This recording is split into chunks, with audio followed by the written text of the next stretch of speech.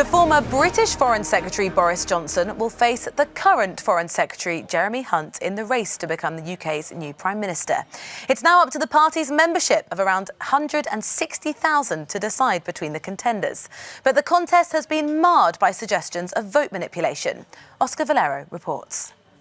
Everyone expected Boris Johnson to survive into the last round for the position of leader of the Conservatives and Prime Minister, but the name of his rival has been a guessing game.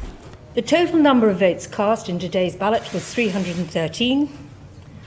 The total number of ballot papers rejected was 1. The total number of votes given to each candidate were as follows: Michael Gove, 75. Jeremy Hunt, 77. Boris Johnson, 160.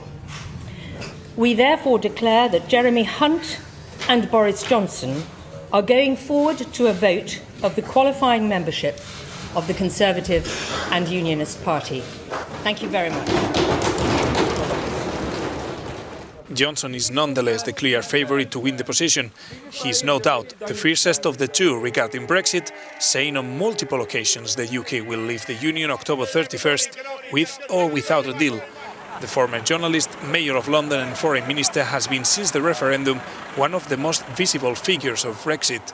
Johnson has won more and more votes among Conservative MPs as the rounds passed, but he will have to get the vote of the 160,000 grassroots members. His rival will be Jeremy Hunt, current Foreign Secretary and a more moderate Conservative. He prefers to leave the Union with a deal that he claims he will be able to renegotiate. But Brussels has been clear it will not open new negotiations. Hunt, the underdog, as he says, has a weak spot. He voted Remain in 2015. The big surprise was the ousting of the candidate considered best placed to beat Johnson. Michael Gove missed out by just 2 votes. Gove's team suggested Johnson's team engineered the result to keep him off the ballot paper. Oscar Valero, Euronews. We're joined now from Brussels by Larissa Brunner, an analyst from the European Policy Centre. Morning to you. Now, clearly, Brexit has been a huge sticking point. Ultimately, it was the downfall of Theresa May. Both of these candidates seem quite sure that they're going to be able to renegotiate that withdrawal bill. How likely actually is that? I think from the EU's perspective, this idea of renegotiating the withdrawal agreement really is a complete non-starter, because the EU has made it very clear over and over again that it would not reopen the withdrawal agreement. So I think, and also on the backstop for the Irish border, there's really not much room to make for the EU to make further concessions without undermining the functioning. So I think it's extremely unlikely. What will the relationship be like with the United Kingdom, with the rest of Europe, depending on which of those two men take the top job? I think ultimately they are going to find that they're going to be in exactly the same dilemma that Theresa May faced. They are not going to be able to renegotiate the withdrawal agreement. Parliaments, I think it would be very unlikely, very difficult for them to get the existing deal through Parliament.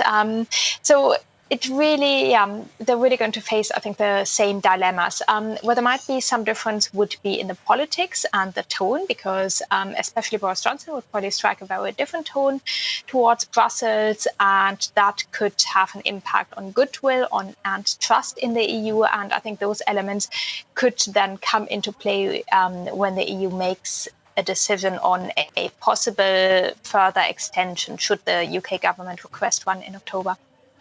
Is that what you think maybe is then the most likely solution? Because Boris Johnson's been very clear it will be that date in October, come what may.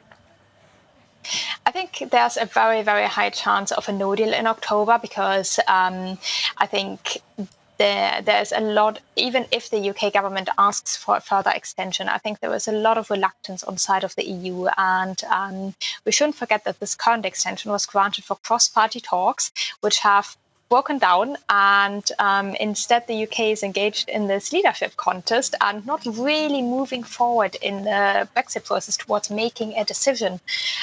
So I think if the UK government should request another extension, then there would be a real debate about the purpose of it and what the point would be. And unless there was a very clear plan, so for example, a second referendum or a general election, I think the EU would be very skeptical about that.